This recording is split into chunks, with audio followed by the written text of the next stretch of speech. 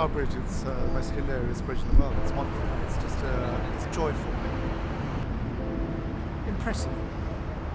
Yes, it was built about 1840, I think, 1850.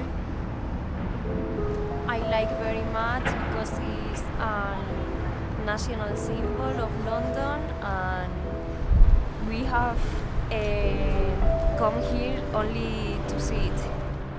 Yeah, well, I think London over the years is gradually starting to build up into these big skyscrapers and things. I think London's sprawled so much now that it's got to a point where to get to the centre of London you have to travel great distances, and the only way really to get around that is to densify the centre, which is why we're seeing these huge skyscrapers and tower blocks going up. I think it's a wonderful contrast. The reason I really like it is that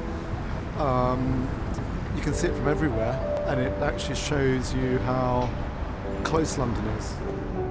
I think they both complement each other very well. No, I wouldn't say they do at all, actually. It's totally different architecture. Obviously that's ultra-modern, and this is sort of Victorian, sort of Gothic, not Gothic. I think the idea that modern architecture does lack detail is probably correct.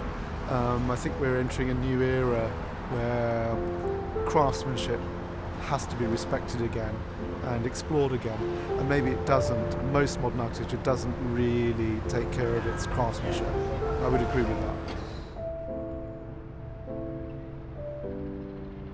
I think there's still a need. There's various practices that do still build in the old style, traditional style of masonry buildings. Robert Adam, for instance, is they specialise in historical buildings, and they build in the classical style, and that's all they do.